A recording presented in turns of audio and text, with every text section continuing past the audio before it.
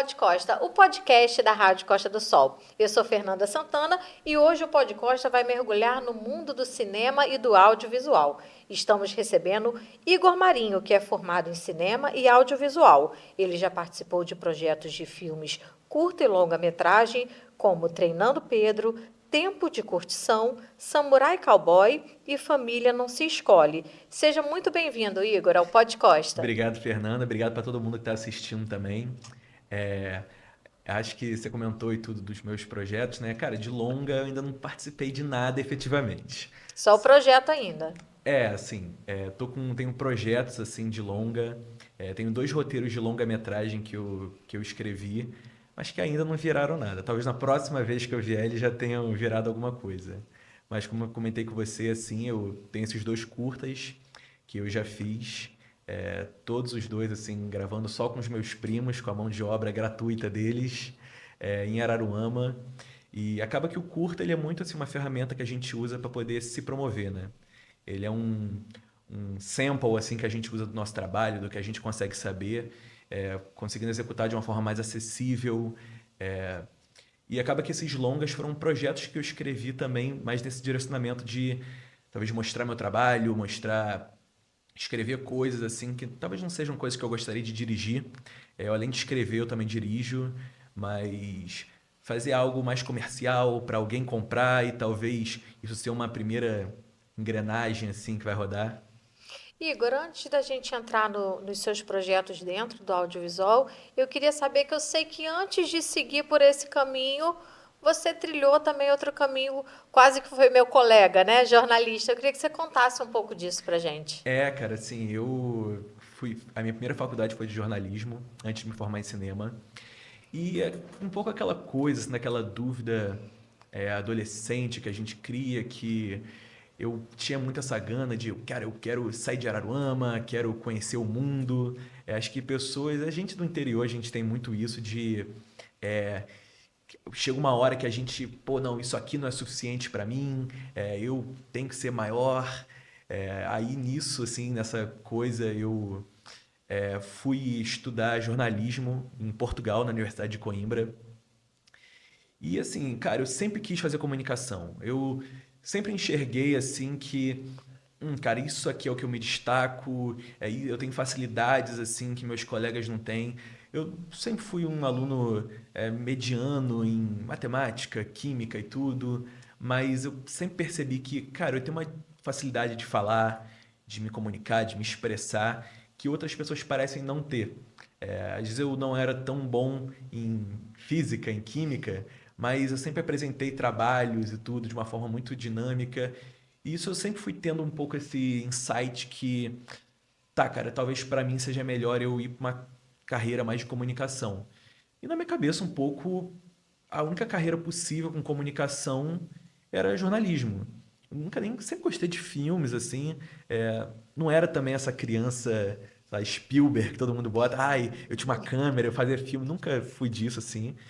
Sempre gostei de filme, mas como qualquer pessoa normal, nunca me encontrei e sonhei com aquilo. E nessa, assim, eu tipo, cara, eu quero fazer comunicação, eu quero fazer jornalismo.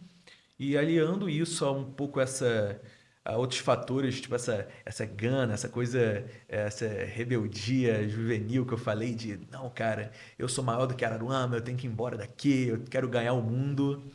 E também, assim, o período que a gente estava passando um pouco na época, assim, meus pais são empresários e estavam um pouco naquela crise de 2018, 2017, um pouco esse senso de desesperança com o Brasil que a gente sentia. E meu pai foi uma pessoa que me estimulou muito é, não, Igor, você tem que ir para Portugal, tem que sair do Brasil, eu vou te apoiar. De certa forma, assim, realizando uma vontade dele através de mim, sabe? Sim. Mas nunca foi imposta, sempre foi algo muito natural para mim e ter esse apoio foi, ok, então é isso. E cara, tipo assim, eu estudei meu terceiro ano inteiro focado em usar minha nota do Enem para poder passar para Portugal, mais especificamente para a faculdade, para a Universidade de Coimbra, que é assim, tipo, a segunda universidade mais antiga da Europa. Sei lá, essa universidade existe desde antes do Brasil ser Brasil. Então, assim, desde 1300 e lá. Então, cara, foi uma coisa muito impressionante E quando eu como é que passei. foi essa experiência lá em Portugal? A diferença, o que que você te impactou de diferença Portugal-Brasil quando você chegou lá? Sabe um pouco aquela coisa que. Então, é uma frase do Paulo Coelho, isso, que você tem que ir para longe para poder aprender a valorizar o que está perto. É um pouco isso. Eu saí muito de Araruama com essa coisa assim, snob, de não, cara, eu sou muito bom para isso aqui, eu não quero, isso aqui é muito pequeno para mim. É, E quando eu fui lá para Portugal, eu acho que você ter a oportunidade de estar fora do país, somente nesse contexto de não viajando, mas vivendo lá, sendo um local, que eu acho que você tem uma perspectiva de ser um alienígena, que é muito rica para você entender como a sua cultura, como de onde você impacta nas suas atitudes, na sua forma de ser. Lá eu me via muito numa situação de, cara, sei lá, eu fiquei um ano estudando, sonhando com aquilo e, nossa, eu vou ser feliz quando eu conseguir alcançar isso.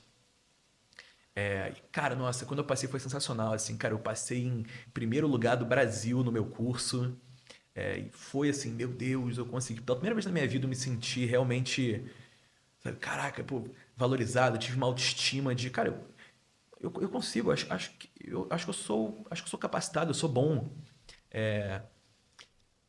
E quando cheguei lá, tendo tudo isso realizado, e principalmente no universo de Araruama, que isso não é uma coisa muito comum. Então, cara, todo mundo vinha falar comigo, e ai, você vai para Portugal, quando você vai, que maneiro, que incrível, quando que isso vai acontecer, quando você vai. E de início eu achava incrível, sabe? Foi aquele período que dá cara, um shot assim de autoestima, e você fica, nossa, é verdade, eu sou muito maneiro mesmo, né? E Caraca. quando que essa chave virou, que você já estava lá em Portugal, quando que essa chave virou e você falou assim, peraí, Portugal e o curso de jornalismo não são para mim ou não são o que eu quero agora? O que que te fez perceber Eu isso? acho que foi muito dentro dessa perspectiva de estar lá e eu ter conquistado tudo que eu queria conquistar e tudo que eu sonhei durante um ano e mesmo assim eu me senti igual, sabe? É, no início eu achava isso, essas conquistas incríveis, eram algo, coisas que me faziam muito feliz e faziam me sentir muito bem, mas depois de algumas semanas você acostuma e você fica, tá ok. Qual Você que é o sentiu próximo? falta da família? Você acha que a distância da família pesou um pouco? A Algo gente, assim? a gente sempre sente, mas assim, eu sou uma pessoa muito determinada, metódica. Então, enquanto eu via sentido em estar lá, não foi algo que pesou pra mim. Acho que o que pegou muito foi quando eu perdi o sentido de estar lá. E essa perda de sentido partiu muito de um ponto de ok, eu não tinha nenhum amigo lá em Portugal, de certa forma. Tinha colegas, pessoas que eu saía, aquela coisa assim, pessoas que você encontra, conhece, vai em festa, mas não tinha um amigo. Eu não me sentia parte do lugar, eu me sentia um estrangeiro ali. É muito por isso que, além de, óbvio, ser brasileiro, mas também sendo de Araruama, sabe? Sendo do interior. É, isso a gente tem uma perspectiva assim, um pouco diferente das coisas. A gente enxerga o mundo, eu acho, muito mais com o coração. Mas eu consigo fazer um paralelo, talvez você ter sentido a diferença dessa questão do coração do próprio brasileiro, né? Talvez esse aconchego, essa questão da liberdade, da intimidade, da conversa, da proximidade do próprio brasileiro. Também muito isso. Só que, cara, lá tem muito brasileiro. Assim, é a universidade com mais brasileiro fora do Brasil. Então, na minha época, assim, cara, tipo assim, diversos brasileiros. Era assim, eu não tinha nem como sentir muita falta do Brasil, porque eu só andava com o brasileiro lá. Mas acho que o entorno que você comentou realmente é tipo, você vai no mercado e eles não são grosseiros, eles não são. Inclusive, eu morei um período lá com uma polonesa e ela dizia: Nossa, eu acho os portugueses tão simpáticos, tão calorosos. Eu ficava, cara, sério? Tipo assim, Porque você não foi no Brasil, né? porque é isso. Tipo assim, aqui a gente vai, pô, a gente vai no mercado, a gente fica, sei lá, 20 minutos falando com o açougueiro, porque, pô, que o Vasco perdeu pro Botafogo e tal, tal, tal, tal, tal. Isso eu, não sei eu nem conheço esse cara. Lá eles são educados, mas eles são muito quadrados. Então acho que é um pouco isso. Tem uma frieza nas relações muito natural, assim. Que eu acho que tem uma coisa do brasileiro que é uma coisa assim, de um. a gente é maneiro, sabe? A gente é desenrolado, a gente fala, a gente sabe conversar. Eles lá eram muito quadrados. Aquela coisa muito certinha, bonitinha, respeitosa.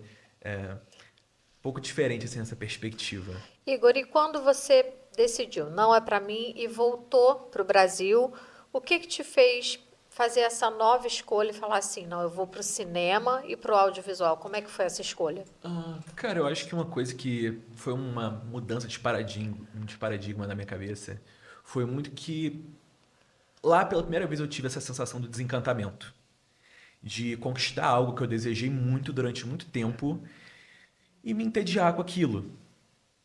Isso me trouxe um pouco uma perspectiva de, cara, eu sei que se eu é, fizer jornalismo e eu alcançar um grande emprego, um grande salário e blá blá blá blá, em um momento eu vou enjoar daquilo, como eu enjoei disso aqui. Então eu prefiro fazer algo que seja verdadeiro pra mim, que seja algo que realmente que eu ame, que por mais que eu me acomode naquilo, eu tenha sempre esse tesão, essa vontade de me reinventar, de fazer coisas novas. E eu percebi muito lá que, assim, cara, eu seria um jornalista medíocre, que não era verdadeiro pra mim. Eu não tinha. Eu estudava com pessoas que eram tipo, não, cara, pô, eu vou fazer uma matéria em tal lugar, pô, não, vamos fazer. E eu ficava tipo, não, não tenho vontade de fazer isso. Não era algo que me dava essa vontade de ser proativo, de correr atrás, porque não era verdadeiro pra mim. Não era o que eu queria fazer. Então, quando eu volto para o Brasil, eu tenho até dentro de um contexto lá, de uma revelação que eu tive muito. Eu tô lá pelo inverno europeu, eu tô volta de dezembro, janeiro. Tinha um contexto lá muito doido que todo mundo, no inverno, eles suspendem as aulas. Tem só provas. Só que assim, as provas são muito espaçadas. Então, é uma prova dia primeiro, outra dia 18. Então, todos os portugueses voltam para suas cidades. E, cara, a Coimbra fica vazia. Então, cara, é um período assim, a cidade é morta, aquele dia cinza, tudo aquela coisa que não dá vontade de viver, sabe? É só lama, né, nuvem, depressão, é tipo. Aí você começa muito a repensar um pouco, sabe? Eu tive muito tempo para poder repensar minhas perspectivas, porque eu tava ali. E junto disso eu percebi que, cara, a faculdade lá não era boa. Eu sempre tive a intenção de estudar lá e voltar pro Brasil. E eu comecei a analisar um pouco as pessoas que estavam se formando lá, os portugueses, as pessoas que estavam se formando. Falei, cara, essas pessoas seriam engolidas no mercado do Brasil. Porque lá é um capitalismo muito menos agressivo do que aqui. Então, por exemplo, lá não existe estágio, porque Coimbra é uma cidade no interior. Então, lá não tinha televisão perto. Tudo que você podia fazer era a rádio da faculdade, a TV da faculdade, o jornal da faculdade. Então, assim, a TV da faculdade era um canal de Facebook. Então, assim, era tudo meio brincar um pouco de trabalhar, não tinha realmente um preparo. Eu fiquei, cara, eu acho que eu não vou estar me preparando aqui. Então veio esse primeiro desencantamento. E segundo, cara, eu não quero fazer jornalismo. Só que o que eu vou fazer? Aí eu lembro, cara, de um dia. Eu claramente, assim, eu andava muito lá. Porque é isso, seguro então, né? IDH é alto, eu andava muito, eu adoro andar. Aí eu indo pro cinema, ver um filme que eu tava doido pra ver. E eu lembro de estar andando, caminhando pro cinema. Aí eu vou ver esse filme, no filme é Jojo Rabbit, que é um filme assim que eu sou encantado, é um filme que ganhou de melhor roteiro adaptado no Oscar, sobre um garotinho na Alemanha nazista que ele descobre que a mãe dele guarda uma garota judia em casa. E ele, assim, é um garoto super obcecado nessa coisa de juventude hitlerista. O Hitler é o amigo imaginário dele. E eu lembro de ver esse filme, que é um filme super lúdico, bobo, engraçado, mas ao mesmo tempo tem um coração forte, tem algo a dizer. Foi assim, a primeira vez que eu assisti um filme que eu gostaria de ter feito, sabe? E eu lembro claramente, cara, de quando acabava o filme e aparecia, assim, naqueles créditos, escrita e dirigida por Taika Waititi. Eu fiquei, caraca, um cara pensou isso, um cara fez isso. Óbvio que junto de 800 pessoas, mas, cara, isso veio da cabeça de um cara. E pensar, é isso que eu gostaria de fazer, sabe? Eu quero contar histórias que sejam divertidas, que sejam acessíveis, mas que ao mesmo tempo tenham algo a dizer, tenham um coração. E dali, cara, eu iniciei eu comecei a ter um fogo por aprender. Sei lá, 2 semanas depois que eu vi o filme, eu já tinha lido todos os livros essenciais de roteiro que eu queria entender. Cara, como que eu escrevo isso? Como se faz um filme? Como que eu escrevo isso? Tudo isso passava muito pelo roteiro. Então, eu comecei uma obsessão, uma coisa de um fogo assim, que eu nunca perdi, sabe? E que foi realmente para mim uma revelação de que é isso que eu quero fazer. É esse tipo de coisa. Impactar as pessoas é, de uma forma acessível, com conteúdos e tudo, com histórias que talvez minha mãe possa ver num domingo à tarde e tudo e achar um filme bacana e divertido, mas que às vezes pessoas mais esclarecidas possam enxergar camadas ali que outras não percebam, e tudo bem, sabe? Acho que isso é muito o que me encantou, o que me brilhou. Igor, e agora já partindo para as suas, né, para os seus projetos, eu queria que você falasse qual foi o seu primeiro projeto. Cara, meu primeiro projeto, assim, foi o Treinando Pedro, que é um curta de 6 minutos que eu fiz.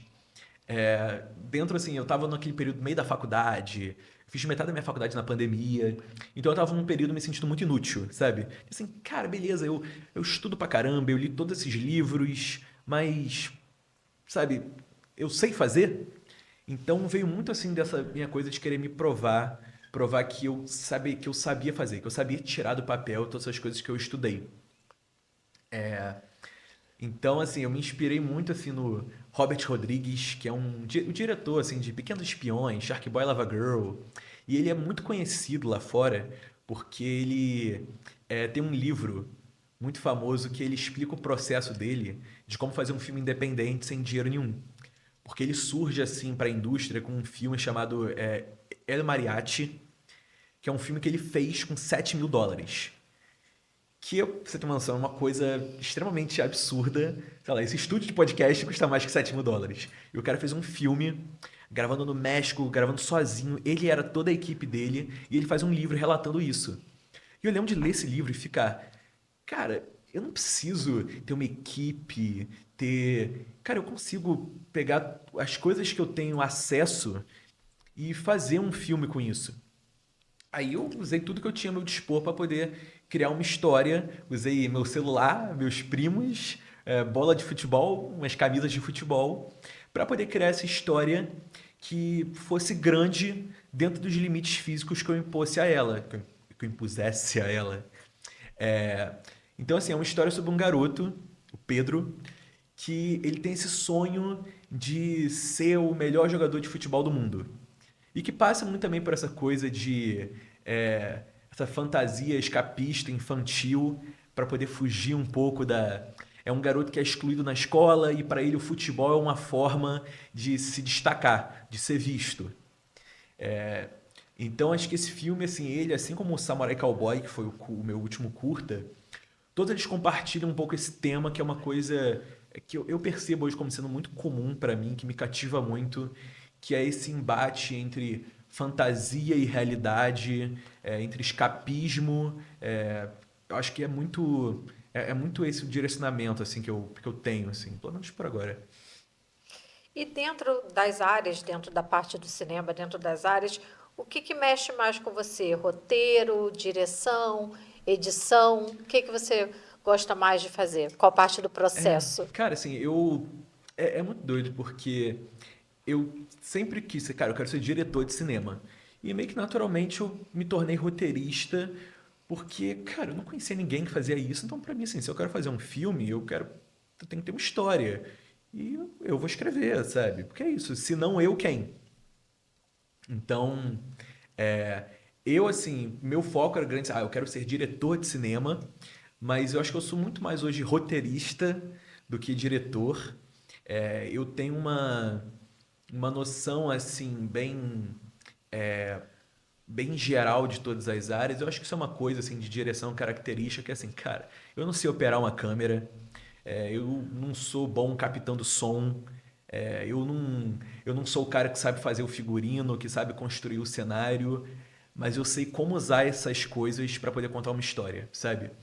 Eu posso não ser o cara que sabe como segurar uma câmera, como usar um Steadicam, mas eu tenho uma noção muito sucinta de como eu posso usar uma lente para poder contar uma história, como eu posso posicionar a câmera para contar uma história, como que eu posso ter um movimento de câmera ou um não movimento de câmera, ou o cenário. Eu entendo muito plenamente como que uma cor pode suscitar uma emoção ou como que não, como que esses diferentes aspectos podem contar uma história. Eu acho que isso é muito um pouco a coisa do diretor, assim, que, cara, eu não preciso saber operar uma câmera porque tem um diretor de fotografia para isso. O meu papel é entender como orquestrar todos esses diferentes fatores da história para eles estarem contando a mesma história. Porque uma coisa você não pode assim, não, cara, eu quero que, um exemplo assim, eu quero que essa cena ela tenha um frenesi. Então a câmera ela vai estar mexendo muito para poder passar essa ansiedade, mas a edição tá super tranquila e o figurino, cara, tudo tem que estar numa mesma direção. E o meu papel é dar essa direção e ter certeza que tá todo mundo seguindo ela. Então é isso, assim.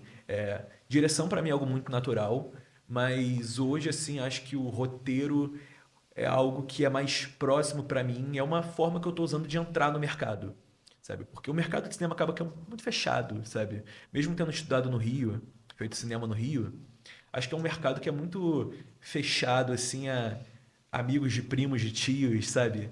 Aquela coisa do conhecido. E eu, assim, hoje eu tô tentando, através do roteiro, ingressar no mercado, como, sei lá, diversos profissionais, assim, é, eu... Porque acaba que o caminho natural, assim, no Brasil um pouco é você ser assistente de direção.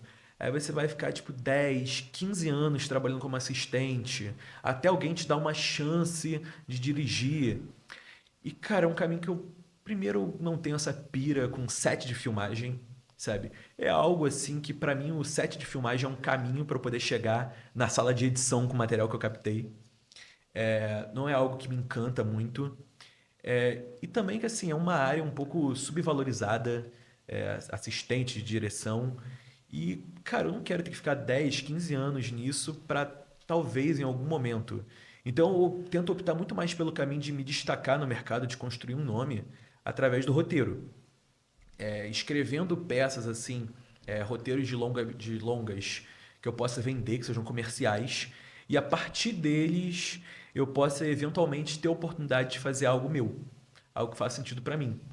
E isso é um caminho assim muito comum na indústria, assim. Sei lá, você pega em Hollywood, vários versos grandes diretores que a gente tem hoje começaram como roteiristas. Você pegar, sei lá, o Tarantino, o cara primeiro vendeu um roteiro para depois fazer um nome para alguém bancar um dele. E acho que hoje eu tô muito nessa, sabe? Porque muita gente não faz esse caminho porque escrever é uma coisa que nem todo mundo tem o tato para isso. Escrever é uma coisa muito específica, é de uma sensibilidade muito específica de cada um, sabe? E, pô, eu felizmente sempre tive uma facilidade para escrever e eu tento me aproveitar disso, sabe? Eu tenho um direcionamento muito para comédia, meus filmes todos são comédias. é, então, assim, cara, tipo, eu preciso ficar nessa, assim, de que, eu quero fazer uma comédia autoral e coisa e tal, mas deixa eu tentar agora, então, fazer comédias populares, sabe? Que eu possa, ao invés de querer, eu vou mudar o sistema com o que eu vou fazer, por que eu não posso mudar o sistema por dentro, sabe? E falando em sistema, Igor, você acredita que o mundo do cinema, né, a indústria cinematográfica, que ela está mudando? Você acha que ela tá abrindo possibilidades? Cara, acho que o streaming, ele é um fator no mercado, assim, que traz oportunidades, mas é uma faca de dois gumes um pouco, porque o streaming, ele possibilita a execução, mas não é o cenário ideal para o realizador, porque o streaming, ele é dono da sua propriedade.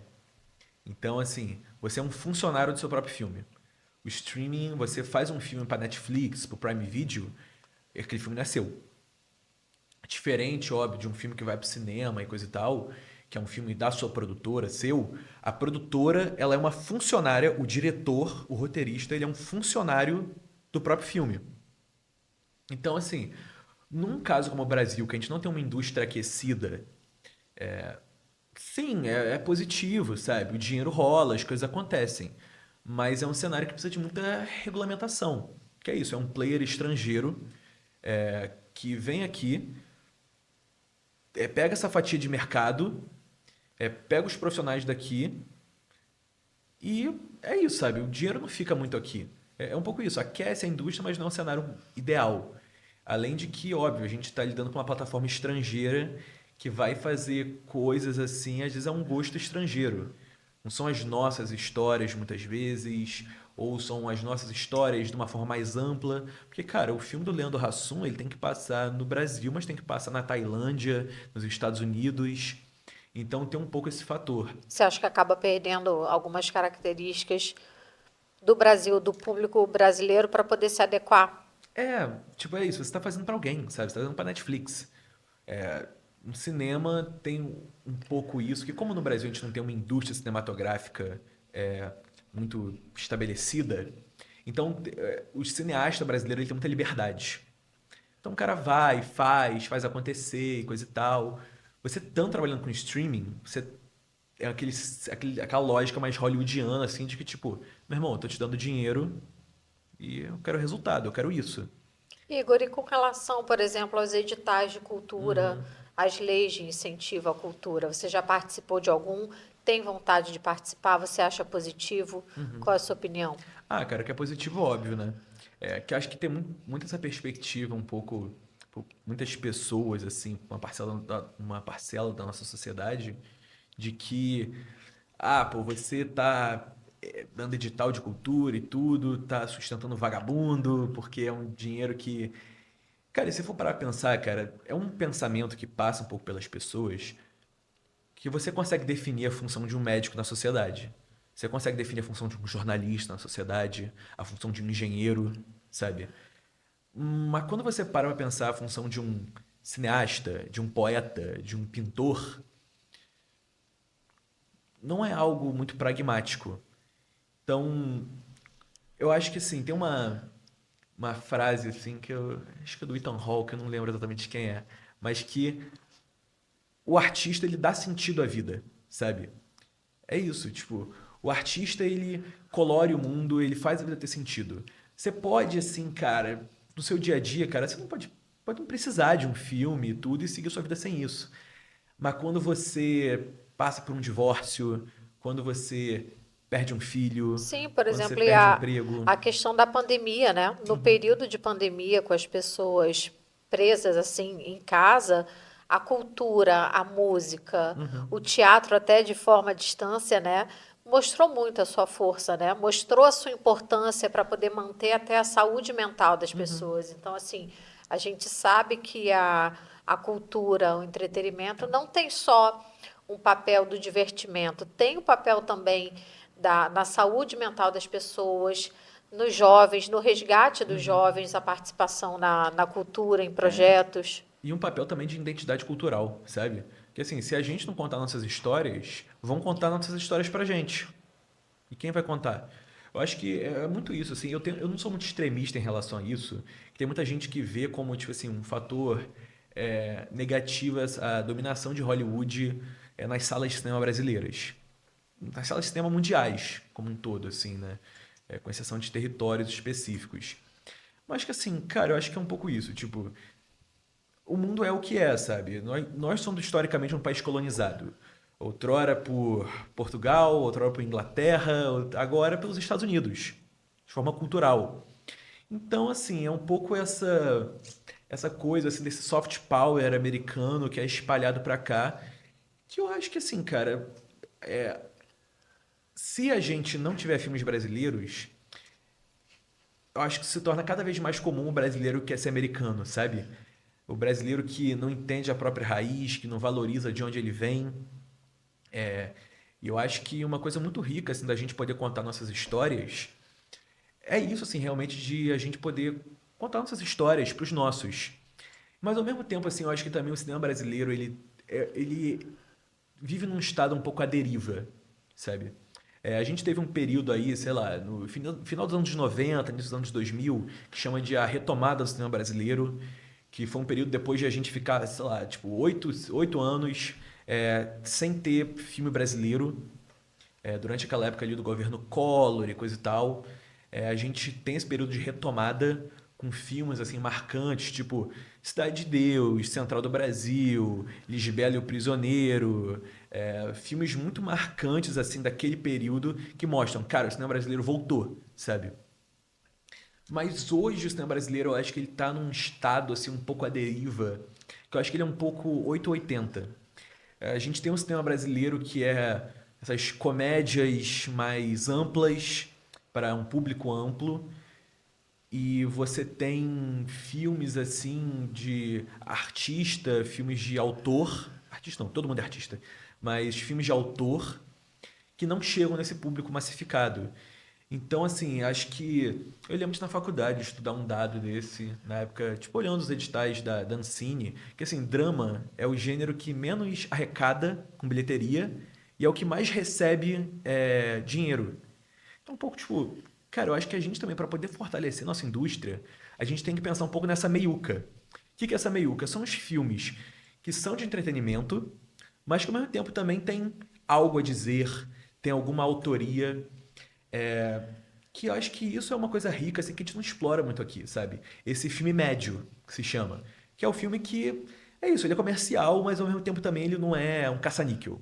Acho que um pouco do que a gente vê no Brasil hoje é ou seu filme é um caça-níquel ou é um filme para um público muito restrito para ser visto em Botafogo, num cinema cult. E assim, eu acho que escolhas, eu acho que não é problema esses filmes serem feitos, o problema é só eles serem feitos.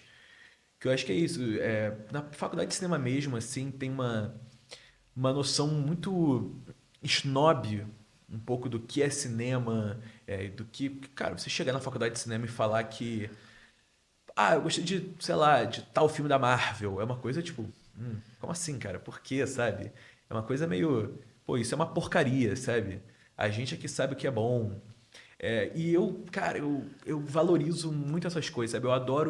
Eu valorizo muito o comercial, o divertido. Esses dias eu tava ouvindo um áudio comentário de um filme do King Kong. Uma coisa totalmente, sabe, comercial. E escutando o diretor do filme, assistindo o filme com as pessoas e fazendo uns comentários, tecendo comentários. Aí tem uma cena que é a coisa mais assim esdrúxula, que é um personagem, ele pega uma katana de samurai no chão e começa a matar uns bichos com a katana. Isso que assim, cara, que coisa boba. Aí ele fala, cara, muito se discutiu se eu tiraria essa cena do filme. Mas eu lembro de a gente fazendo uma sessão teste e terem na minha frente dois garotinhos de 9, 10 anos, e na hora que acontece essa cena, eles se olharem com os olhos brilhando. Eu falei, cara, isso tem que estar no filme. Então, assim, eu valorizo muito esse encantamento pela diversão, sabe? Que eu acho que isso que é legal, tipo, as coisas têm que ter uma mensagem, as coisas têm que ter um porquê, tem que ter algo a dizer, mas, cara, as coisas podem ser iradas também, sabe? É isso, tipo, a maior parte das pessoas, é, eu acho que é essa coisa do cavalo de Troia, sabe? Muito tem essa coisa no cinema brasileiro de eu vou fazer o filme pro povo, para poder contar a história do povo, mas numa linguagem que é inacessível pro povo. E quando eu digo povo, às vezes fica essa coisa elitista, mas nem só, é uma coisa mais de, por exemplo, minha mãe, sabe? Minha mãe é uma pessoa que não acessa esse tipo de filme, que não se conecta com esse tipo de história, com esse tipo de ritmo de história. Então, como você diz que você está querendo fazer uma história que represente o povo, se você faz isso para as pessoas na zona sul do Rio assistirem, sabe? E você mesmo é uma pessoa fora dessa realidade. Então, assim, acho que é muito aquela coisa de o problema não é esses filmes existirem, que eles têm que existir, sabe? Glauber Rocha não é um problema. O problema é que, a partir do Glauber Rocha, todo cineasta brasileiro quer ser o Glauber Rocha. Só que, cara, o Kleber Mendonça Filho, o diretor de Bacurau, é excelente. O Karim Ainuz é um diretor excelente, mas a grande parte não é. Só que a gente vive um antro no cinema brasileiro de pretensão, chama de wannabe, sabe? O cara que quer ser importante, quer falar algo importante, mas às vezes ele nem sabe a forma de fazer.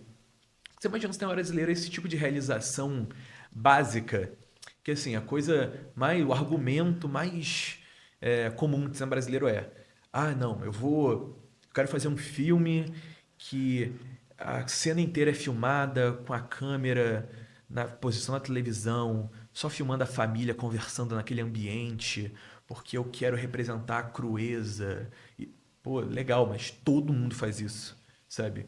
E pra mim parece muito mais que você faz isso porque você não sabe filmar, você não sabe compor um plano. Então acho que quando o cara é um farsante, você percebe, sabe? Você percebe quando o cara faz porque é a intenção, quando o Kleber faz, quando o Karim faz, quando o Glauber Rocha faz, e quando um cara faz porque ele tá querendo parecer mais importante do que ele realmente é. Então, é uma linha muito tênue isso, sabe? Igor, e falando da questão das produções independentes, eu queria que você falasse da importância da internet, do YouTube, das redes sociais, para quem está começando, como no seu caso, que tem esses projetos e utiliza dessas ferramentas, utiliza da internet. Cara, eu acho que assim, audiovisual é uma coisa muito ampla. Cinema, audiovisual. Tem uma. A gente às vezes tem essa concepção um pouco. Nem arcaica, mas muito conservadora. De, pô, não, cara, eu faço cinema, eu tenho que meu filme tem que ir pro cinema. Tem gente que até pensa em, nossa, cara, eu vou fazer filme pra ir pra streaming, sabe? Pô, streaming, Netflix, não, eu quero ir pro cinema. Por quê? Porque os meus ídolos são caras do cinema. E eu acho que a comunicação audiovisual ele se reinventa muito, sabe? Assim como, tipo assim, há 20 anos atrás, 25 anos atrás, você fazer televisão era uma coisa de segunda classe. Tipo, porra, cara, tipo, eu não vou fazer televisão, sabe? Pô, televisão é coisa de. Tem um ator de TV e o ator de cinema. Tanto que assim, cara, quando o Kiefer Sutherland pega e vai fazer o Jack Bauer em 24 horas. É uma coisa. Caraca, um ator de cinema vai fazer uma série. E hoje em dia, tipo, assim, as séries são tão bem filmadas, são tão histórias tão bem contadas quanto filmes. Você tem séries assim, cara, com orçamentos de 400 milhões de dólares. Você fica assim, caraca, cara, tipo assim, o que é isso, sabe? Que nível de produção? Você vê diretores de cinema fazendo séries. Você tem o Alfonso Cuarón, que é diretor de Roma, diretor de Itumama também, um dos grandes diretores assim de cinema do mundo, que vai fazer uma série agora para Apple TV Plus. E é isso, você tem grandes criadores nesse âmbito. E eu acho que é uma questão de tempo, assim, até a gente entender um pouco como assimilar live stream, TikTok, YouTube, como uma forma também de expressão artística. Tem até, sei lá, tem um diretor muito. Ele é um diretor super alternativo, que é o Harmony Corrine, que ele é o diretor de uns filmes tipo Spring Breakers, com a Selena Gomez e tudo. Aí ele fala, tipo, do Speed, que é um cara, é um streamer americano. E ele fala, o, é, o Speed é o novo Tarkovsky. Tarkovsky é, assim, um dos grandes nomes do cinema soviético e tal. Ele fala, o Speed é o novo Tarkovsky. Que é isso? É o cara que... Aí você fica meio, esse cara é doido? Ou ele enxerga algo que eu não enxergo, sabe?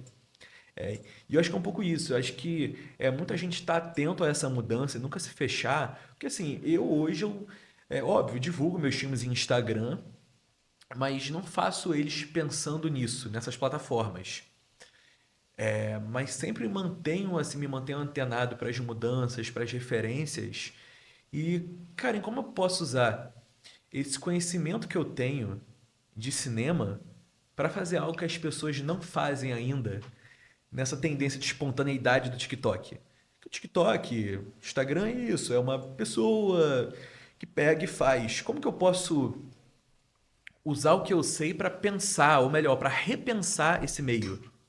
É uma coisa que eu não tenho a resposta ainda, mas talvez um dia eu tenha. E eu queria, para a gente poder ir finalizando, que você falasse e divulgasse um pouco o Samurai Cowboy.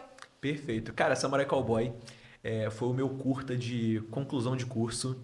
Foi o meu TCC, assim. Eu me formei tem alguns meses em cinema na SPM. E, cara, assim, lá nosso TCC ele não é um TCC escrito, não é uma monografia. A gente tem que fazer um filme. E desde o início, cara, eu ficava assim, cara, eu quero fazer um filme, eu quero dirigir, eu quero escrever. Mas é uma coisa complexa, que tem alguns projetos por turma. Sempre alguém quer fazer um filme e tudo. Eu fiquei, será que eu vou conseguir? Será? Aí eu fiquei, cara, eu quero já me preparar. Então, logo nas férias, a gente teve um período de um ano de realização. Foi assim, de junho de 2023 até junho de 2024, o processo de realização dele. E assim, foi muito. Eu, desde as minhas férias, eu comecei já a pensar o projeto e para quando eu pudesse chegar na faculdade, eu pudesse ter o projeto pronto e falar, gente, olha, é isso que eu vou fazer. Vocês querem vir comigo? Então, foi uma coisa muito acertada, assim, porque, cara, enquanto eu escrevi, eu dirigi, então, enquanto os outros grupos ainda estavam naqueles passos iniciais, assim, de pensar o projeto, qual o conceito, a gente já estava pensando, cara, a gente vai gravar tal data, a gente vai fazer tal coisa. E a história, assim, é algo que tem muito a ver comigo. Isso é uma coisa que eu queria muito, porque muitas vezes na filme de conclusão de curso é aquela que é uma tarefa, sabe? Muita gente faz como que, cara, eu tenho que passar no TCC, eu vou fazer assim uma coisa que seja menos complexa, que não vai dar tanto problema para eu executar, porque isso é uma tarefa, sabe? E eu enxerguei a oportunidade como? Cara, eu tenho o acesso aos equipamentos da faculdade, eu tenho acesso a uma equipe, que são pessoas da minha turma, que eu não vou ter que pagar nada por isso. Eu tenho uma oportunidade que única de, em um longo período de tempo, fazer um filme com o meu selo por pouco dinheiro. Porque você fazer um filme é muito caro, mesmo um curta-metragem. Falei, cara, eu enxerguei essa oportunidade e pensei, ok, acho que eu consigo, assim, executar isso. Então, desde o início ele foi pensado para ser um projeto meu, não um TCC. O TCC, ele era tipo assim, em nenhum momento eu pensava, ai, cara, será que o professor vai gostar disso? Cara, eu tava ali totalmente no o que eu quero, o que eu gosto, o que vai da minha sensibilidade.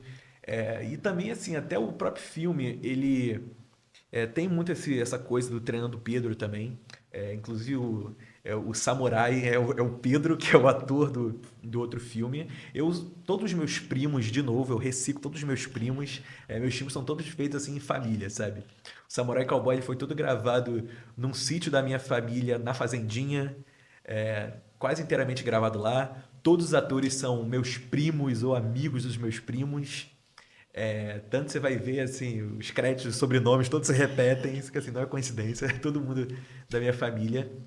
Mas a história que ele conta é muito desse direcionamento também, desse contraste entre fantasia e realidade.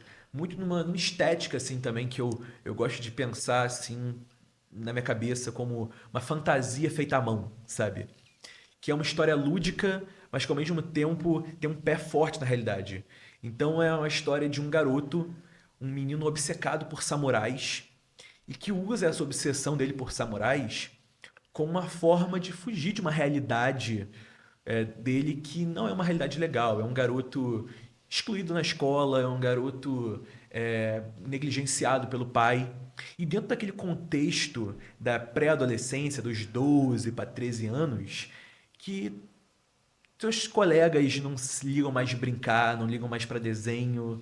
Eles estão muito mais interessados em dar o primeiro beijo na boca, andar de mão dada no recreio. Começa a se preocupar muito mais com a impressão do outro sobre eles. E o nosso protagonista, o samurai, é esse cara que, nessa escada do amadurecimento, assim, ele parece que ficou um pouco para trás, que conserva muito essa inocência infantil.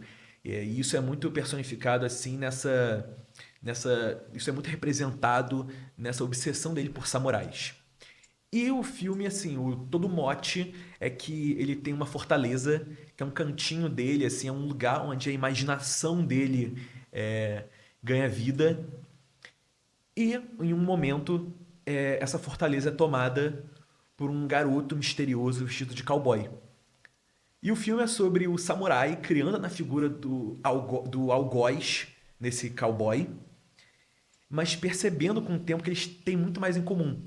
Que por mais que eles tenham um seja um samurai, o outro seja um cowboy, no fim eles são a mesma coisa. Garotos criativos e excluídos. Então, até quando eu falo essa questão de fantasia feita à mão, é muito um conceito estético assim que eu penso na minha cabeça de sim, é um filme lúdico, mas que ao mesmo tempo toda a fantasia ela é artesanal. Então a gente nunca vai fazer algo que uma criança daquela idade não poderia fazer. Quando a gente bota, por exemplo, a roupa do samurai, é uma roupa toda de o roupão do pai dele, uma gravata é a faixa, a espada é maior do que ele, porque é uma espada que não é dele, que ele achou, que ele pegou de alguém. Tudo é improvisado. A própria fortaleza dele, todo esse cenário, é tudo feito com caixa de papelão, com latinha de refrigerante, de cerveja, com coisas que ele teria acesso. Então é isso, é uma fantasia, mas ao mesmo tempo tem esse aspecto artesanal da coisa, de que, tá, uma criança poderia ter feito isso, sabe? É muito nessa coisa, assim. Igor, e para quem quiser conferir, passa aí pra gente o nome do canal que tá no YouTube. Pra Cara, quem... então, eu não posso deixar ele ainda público, porque a gente está rodando em vários festivais de cinema. A gente vai até, inclusive, passar num festival de Araruama, no festival Curta Insano, se não me engano. Isso aí. A gente foi selecionado, recebi a notícia hoje que a gente foi selecionado, a gente vai passar em algumas sessões, vou até também divulgar no Instagram e tudo, para quem quiser. Então deixa o Instagram pro pessoal poder conferir lá no festival. Perfeito. O Instagram do filme é @SamuraiCowboyFilme. Samurai Cowboy Filme, é isso. E eu não posso deixar o filme público ainda no YouTube, porque como a gente está passando por vários festivais, assim, pô, no mundo inteiro, assim, a gente tá inscrito de Nova York ao Marrocos, eu não posso deixar público porque eles pedem uma exclusividade.